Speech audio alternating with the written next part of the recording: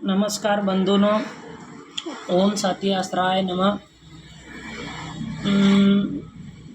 हिंदू धर्माचा खरा प्रचार काय आहे आणि कसा करावा याबद्दल थोडीशी माहिती मी आपणासमोर मांडत आहे. तर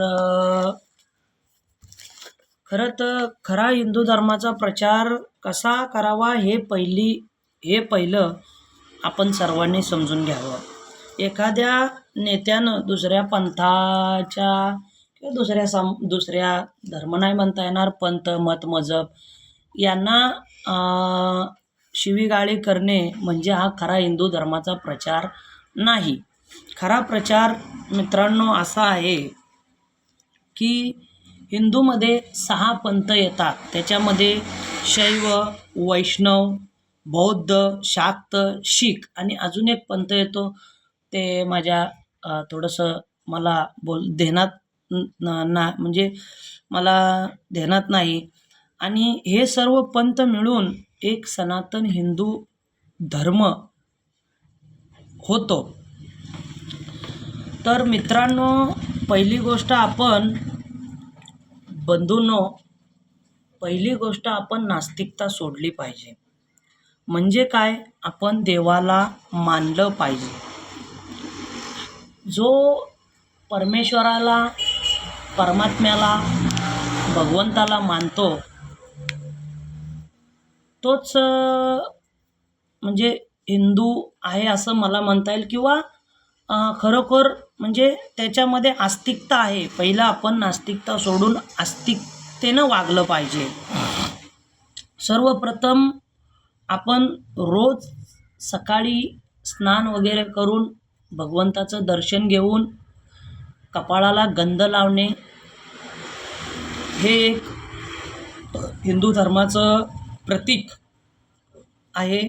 ते आपण पाळलं पाहिजे.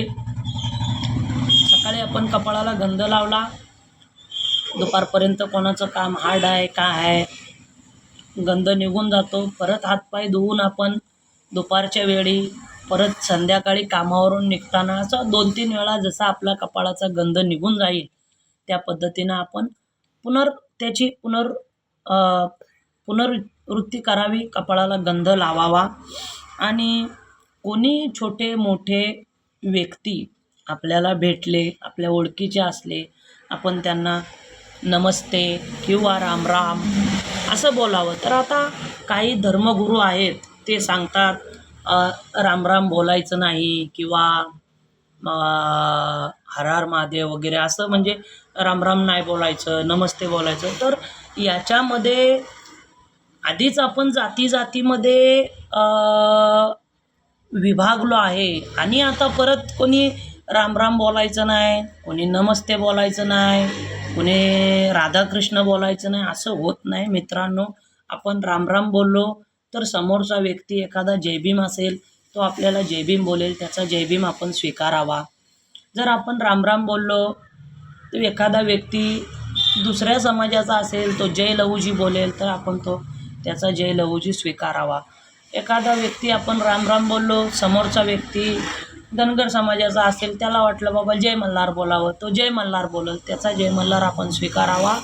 असं नाही की मी राम राम बोललो, तू जय भीम का बोललास, तू जय मल्हार का बोललास, या वादामध्ये आपल्याला पडायचं नाही. जर समजा आपण एखादा सरदारजी आहे, अचानक त्याची आपली भेट झाली, थोडीशी त्याची आपली ओळख असली, आपण सरदारजीला बोललो राम सरदारजी, तर तो काय म्हणाल, ससऱ्या काल बोलल किंवा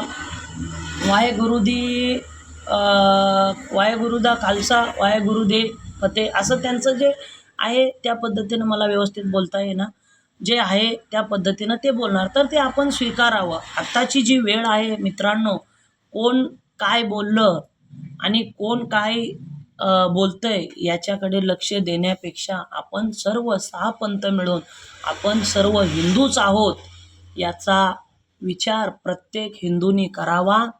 आणि प्रत्येक हिंदूनी जातीयवाद, भाषावाद, प्रांतवाद, परत शाकाहार मांसाहार वाद, हे सगळे वाद साईडला ठेवून सर्वांनी एकत्र यावं. आता वेळ मित्रांनो, बंधूंनो, एकत्र येण्याची आहे, भांडणाची नाही.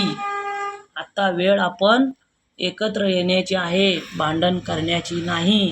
कुणी नमस्ते बोललं तर तुम्हाला जे पटल, नमस्ते बोललं तर राम राम म्हणा, हर हर महादेव बोला, जय श्रीराम बोला, जय भीम बोला, जय मल्हार बोला, जय लहूजी बोला, जय सेवालाल बोला. जे तुम्हाला जमेल ते बोला. समोरच्या व्यक्तीने ते स्वीकारावं. जय भीम बोलणारे सुद्धा आपलेच हिंदू आहेत, जय मल्हार बोलणारे सुद्धा आपलेच हिंदू आहेत मित्रांनो, आणि जय लहूजी बोलणारे सुद्धा आपलेच हिंदू आहेत. वाहेगुरु दी सत श्री अकाल बोलणारे सुद्धा आपलेच हिंदू शीख आहेत. त्याच्यामुळं कुणीही मनामध्ये मनभेद ठेवू नका. आणि एक छोटीशी कविता मी या माध्यमातून तुम्हाला, एक 2 ओळीची कविता आहे, ती तुम्हाला मी बोलून दाखवतो.